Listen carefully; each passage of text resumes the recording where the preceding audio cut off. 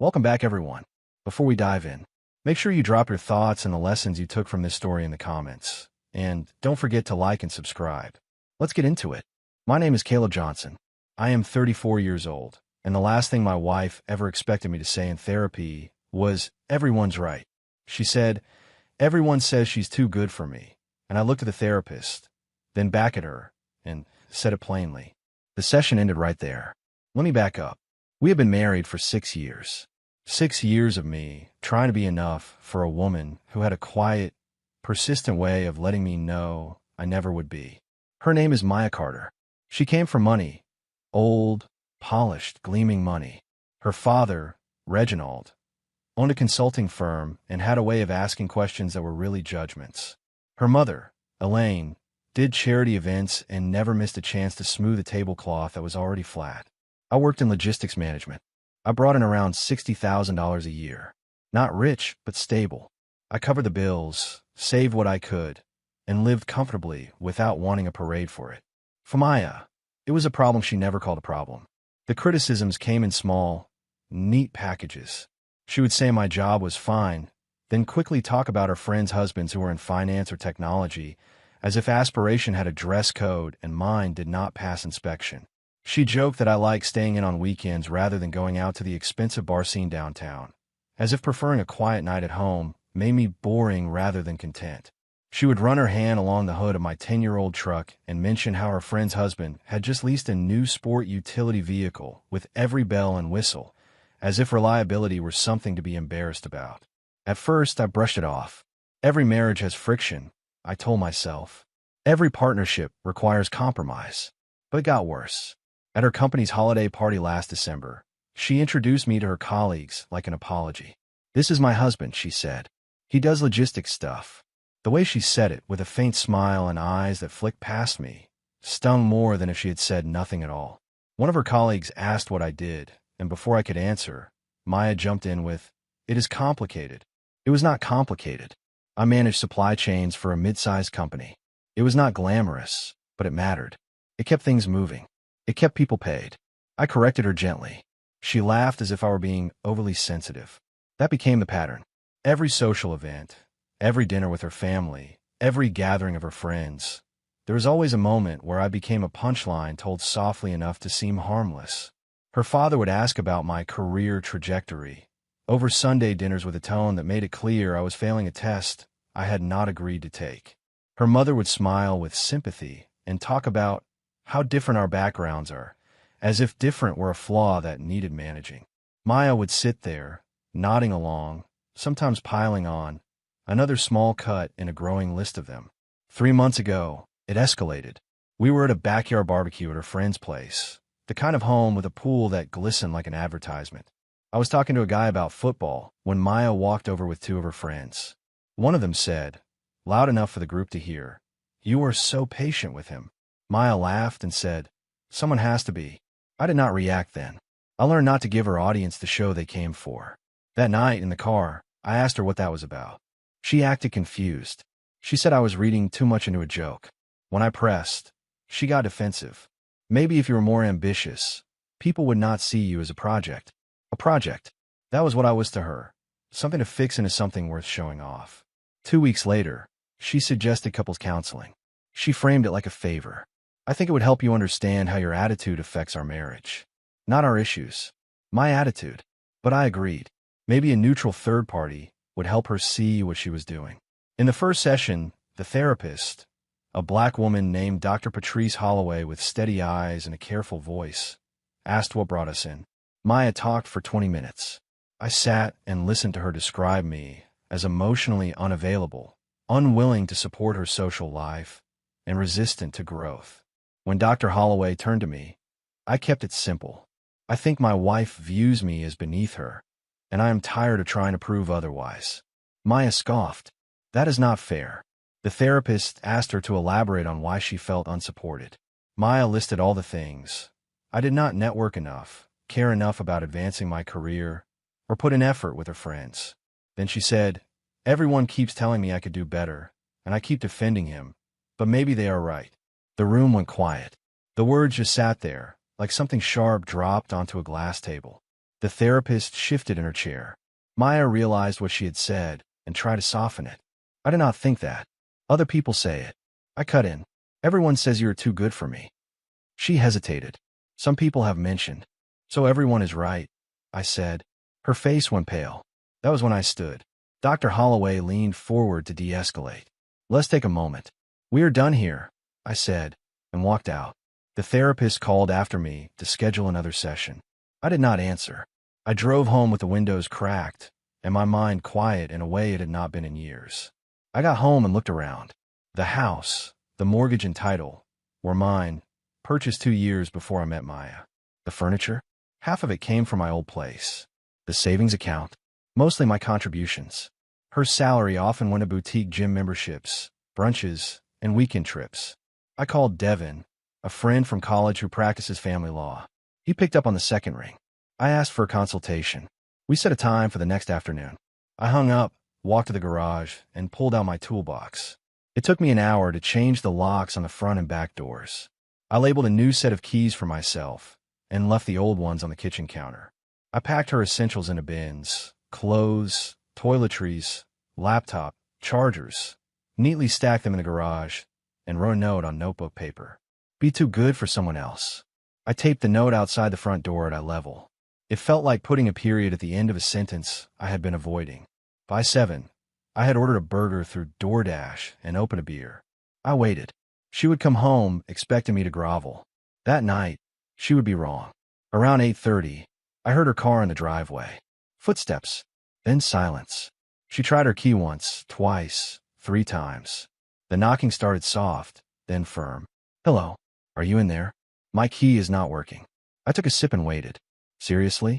Open the door, she said, her voice carrying that crisp edge she used when she was pretending she was not angry. I know you were upset about earlier, but this is ridiculous. Let me in so we can talk. I opened the door. She stood there with her purse and phone, her eyes going straight to the note. She ripped it off, read it, and looked at me. What is this supposed to mean? I pointed toward the garage. Your essentials are there. You can arrange to pick up the rest later this week. She stared at me like she had misheard my language. You were joking. Not even a little. You cannot lock me out of my own house. My house, I said evenly. It was bought before we met. The title is in my name. You can check county records.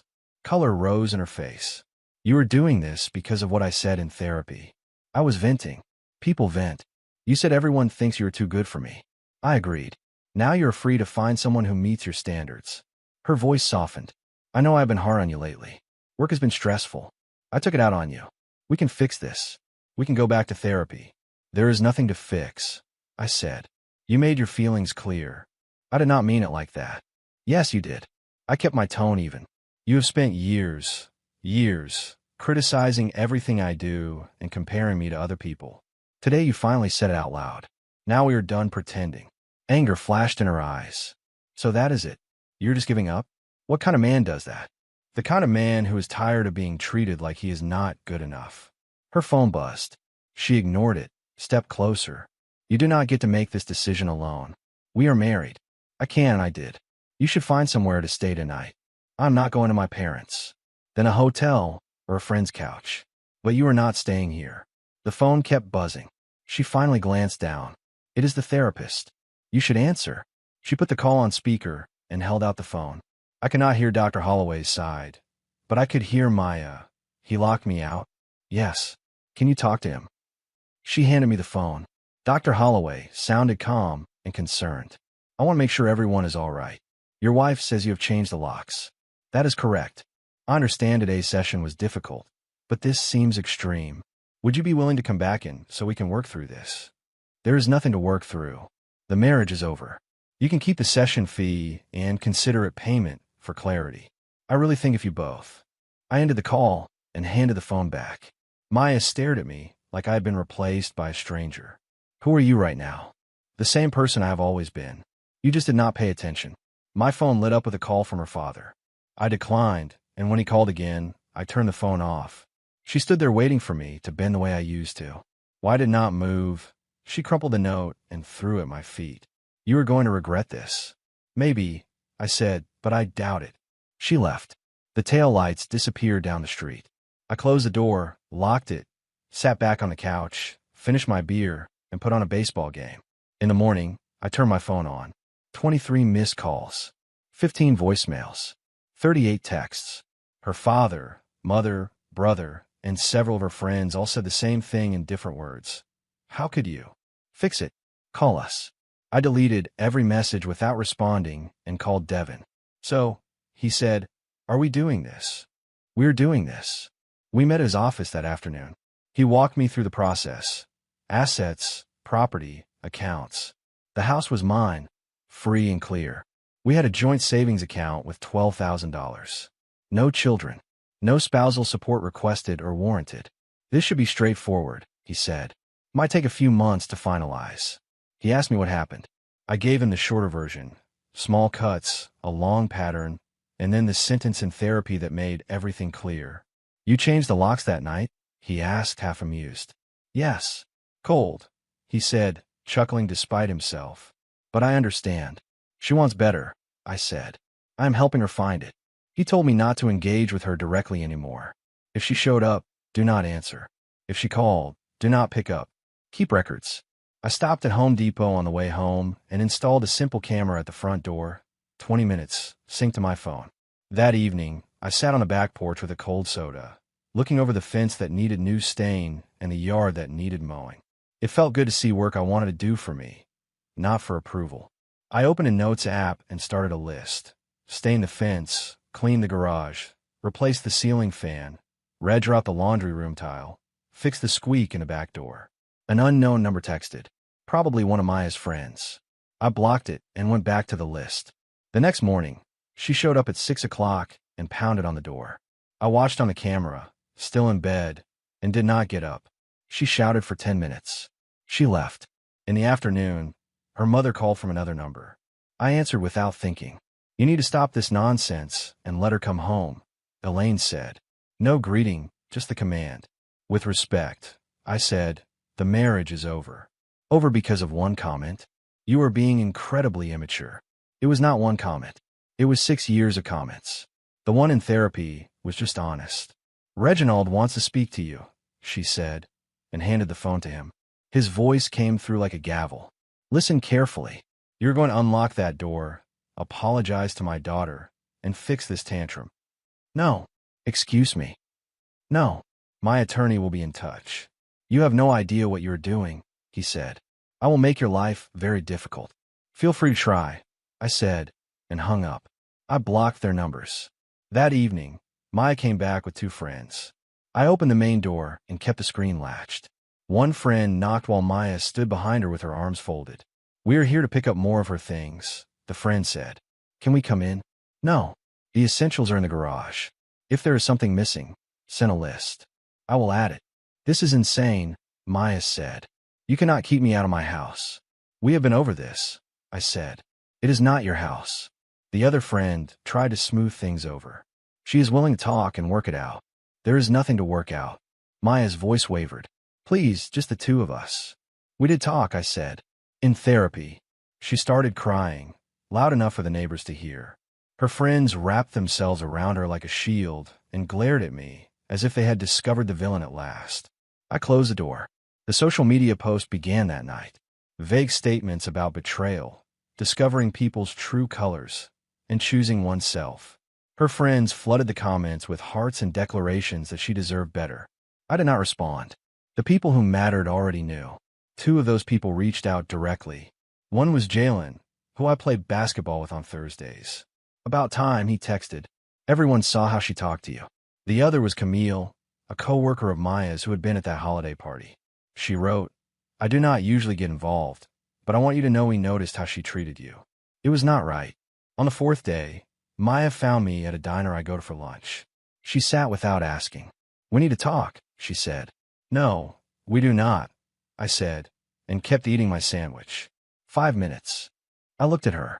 The confidence was gone, replaced with something hollow. I know I messed up, she said. I took you for granted. I said things I should not have. But 6 years, does that not count for something? It did, I said. Past tense. I can change. I will change. I will prove it. You should not have to prove basic respect, I said. That should have been there from the start. Everyone makes mistakes. This was not a mistake, I said. It was a pattern. She reached for my hand. I pulled mine away. I love you, she said. No, I said. You love the idea of fixing me into something you could present. You did not love me as I am. She did not answer. I finished my sandwich, left cash for the check, and stood. Lose my number, I said. Let the lawyers handle the rest. When I got home that evening, an unfamiliar car sat in my driveway. Maya was in the passenger seat, and her father stepped out as I parked on the street. He met me halfway, using his height like leverage. We need to discuss the house, he said. There is nothing to discuss, I replied. My daughter has rights. Not to the house, I said. I bought it before the marriage. The title is solely in my name. We live in a state where that matters.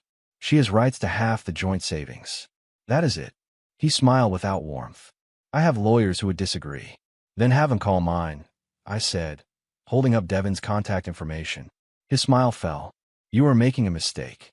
Your daughter made the mistake, I said, by treating me like I was beneath her. If you think you are walking away with everything, you are delusional. I am walking away with what is mine. She keeps what is hers. Simple math. He stepped closer. I can make things difficult for you professionally. How? Call my boss and tell him I am divorcing your daughter. He stared. I told him to leave. He did. I called Devin. They came to the house, I said. Good, he replied. Keep records. If they keep showing up, we can talk about a restraining order. Most people back off once they realize they cannot bully you. A week passed. The direct contact slowed, but the online narration expanded. Posts about narcissists and emotional abuse. Comments praising her resilience. Then a mutual friend, named Jordan, commented under one of her posts, "Tell the whole story." She deleted it within minutes, but people had seen it. Questions started appearing. What actually happened? Is there more to this? She stopped posting after that. I ran into Jordan at the gym. He nodded at me between treadmill strides. You did not have to comment, I said. Somebody had to, he replied. She has been playing the victim. People remember your birthday dinner last year. She spent the whole night texting through it, then said it was a work crisis. It had not been a crisis. It had been a girl's trip to Miami that she wanted to coordinate down to the minute. That afternoon, Camille texted me. Coffee? There is something you should know. We met at a Starbucks near her office. She looked uncomfortable. She has been talking at work, she said. She said you were controlling, that you isolated her from friends, that you have anger issues. But the stories do not line up. She told one person you cheated, told another you were financially abusive. Her boss pulled her aside because she cried in a meeting about a quarterly report. I'm not surprised. I thought you should know in case she escalates. That evening, Dr. Holloway called me again. Maya came in for an individual session. She said carefully. She said she wants to try to salvage things. She feels she is ready to do the work. Then I hope she does that with the next person, I said. Sometimes people need a wake-up call to recognize their patterns, Dr. Holloway said. I'm not obligated to stay and see if it takes, I replied. You seem very certain. I am, I said. 6 years of being told you are not enough will teach you something. She offered me one more closing session. I declined and blocked the number. That weekend, I did the work I had set aside for too long. I stained the fence Saturday morning until the grain drank in the color. In the afternoon, I mowed the lawn in clean, straight lines. Sunday, I reorganized the garage, threw out old boxes and label bins. While I worked, my neighbor, an older man named Carl who lived 3 houses down, walked up the driveway. Heard you're going through a divorce, he said without judgment. I nodded. We are done. She came by asking if I had seen you with anyone else, he said. She's going door to door. It does not look good. I stopped what I was doing. She is canvassing the neighborhood. For houses that I know of, he said. People told her to leave it alone. Thanks for the heads up. He glanced at the boxes. You need a hand? We finished the organizing together, no questions asked. When we were done, he shook my hand and went home. That night, a text came from an unknown number. You will regret this when you realize what you lost. I deleted it. Monday morning, my boss called me in his office. I thought it was about our quarterly logistics review. He closed the door and sat across from me. I got a strange call this morning, he said. A woman, claiming to be your wife, said you were having performance issues and might need time off. My stomach dropped and settled. That did not happen. I know, he said. Your file is solid. No performance issues. Thank you for telling me, I said. I called Devin. She contacted my employer, I said. Document everything, he said. Date, time, what was said. We will send a cease and desist. If she does it again, we will file for a restraining order. 2 days later, her attorney reached out to Devin. The email was professional. They wanted to discuss asset division. We met at Devin's office the following week. Maya did not come. Her attorney, a composed woman in her 40s, came prepared to negotiate. She argued that Maya had contributed in non-financial ways that deserved compensation. Devin countered with records, spending versus contribution, timelines, the deed to the house. My client is willing to accept a 50-50 split of the joint savings and forego any claim to the house, she said finally, provided the divorce is finalized quickly. That works, Devin said. We hammered out the details. 60 days to finalize. No alimony, clean break. As we stood to leave, her attorney looked at me. Off the record, she said. What did she do to make you walk away this decisively? People do not usually let go this fast. She did not value me, I said. And I got tired of trying to convince her she should. I left the meeting feeling lighter than I had felt in years. That evening, I went out for a drink with friends for the first time in months. We sat at the bar, talking about sports and work and nothing that hurt. To knowing when to walk away, Tyrone said, lifting his glass. We drank to that. I smiled without effort. 3 weeks into the process, Maya made one final attempt. She walked into the diner again during lunch, wearing a sweatshirt and no makeup, looking deliberately unadorned. I know you do not want to talk to me, she said. You are right, I replied, setting my fork down. Please, hear me out. I waited. I have been thinking about what you said, she began. I did take you for granted. I criticized you constantly. I was wrong. Okay, I said. Can we try again? Start over. No. Her face crumpled. Why not? I am admitting I was wrong. I am willing to change. Because I do not want to, I said. It is that simple. We were good together once, she said. We can get back there. We were never good together, I said. I was busy trying to make you happy. I did not notice how unhappy I was. What about the time we invested? She asked. 6 years. That has to mean something. It means I spent 6 years learning what I do not want, I said. Lesson learned. I cannot believe you are being this cold, she said. I'm not being cold. I'm being clear, I said. You wanted someone better. Now you are free to find that person. She had nothing left to say. I stood, left cash on the table, and walked out. 2 days later, her attorney called Devin. Maya was ready to sign. No more delays. No more negotiations. For weeks after that, I sat in a conference room and signed final papers. Maya had signed remotely. Devin slid the last document across the table. That is it, he said. You are officially divorced. I signed, dated it, and pushed the folder back to him. How do you feel? He asked. Like I should have done this a long time ago, I said. He nodded. Most people say that.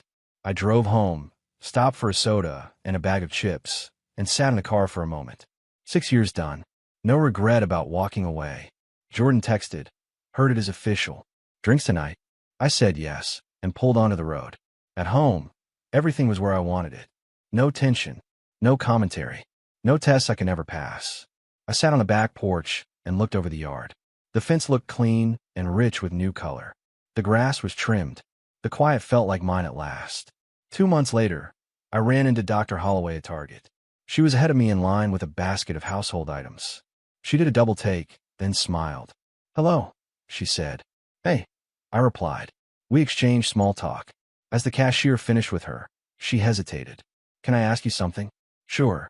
That day in my office, she said, when your wife said what she said, you did not seem surprised. You seemed relieved. I said. You were waiting for her to say it out loud, she said. I thought about it. Yes, I said. I spent years wondering if I was imagining it, if I was being too sensitive. When she finally said it, everything made sense. I've been doing this for 15 years, she said. That was one of the fastest decisions I've seen. Sometimes the decision is already made, I said. You were just waiting for the right moment to act on it. Are you doing all right now? She asked. Better than all right, I said. Best I've been in a long time. She smiled, warm and genuine. Good. I drove home with the windows down, radio on a station I liked because there was no one to roll their eyes at it. The neighbor, Carl, was watering his lawn. He waved. I waved back. Inside, I put away groceries. The house felt different now, lighter. I had bought a chair I wanted for years that Maya said did not match anything. I upgraded the sound system. Little changes that made the place mine. A coworker texted to ask about lunch the next day. I said yes. Then a message came from my friend Tyrone about the fantasy football draft next week. I joined. That evening, I sat on the porch with a beer and let the last of the daylight slide behind the fence. My phone rang from an unfamiliar number. I almost ignored it, then answered. "This is Laura," a woman said. "We met at your ex-wife's office party 2 years ago. I work in accounting." I remembered her, quiet, kind. She said she had heard about the divorce and apologized for how things unfolded. She admitted Maya often talked about me at work, and it had not been fair. "I appreciate that," I said. "If you ever want coffee as friends," she said, "I would like that. No pressure." I smiled. I would like that, too. We made plans for the following week. After the call, I sat with the quiet for a while, the bottle growing warmer in my hand, the air soft with the kind of peace I had nearly forgotten was possible. I thought about the therapy session, the locks, the arguments, the legal proceedings, and the silence afterward. Someone else might have handled it differently. Someone else might have gone back a second or third time. But I had given 6 years of second chances. 6 years of adjusting, of explaining, of absorbing small jokes told in rooms with people who smiled and then glanced away. The moment she said the thing she always believed, that she was too good for me, I was done pretending I had not heard it all along. The next day I went to work, hit the gym, texted Laura to confirm coffee, and picked up the stain brush to touch up one slot I had missed on the fence. Life was simple. Work, gym, friends, projects, quiet evenings. It was mine, and for the first time in a long time, that was enough. If you enjoyed this story, please like, comment, and share this video with your friends. Subscribe and turn on the notification bell so you never miss a powerful story drop.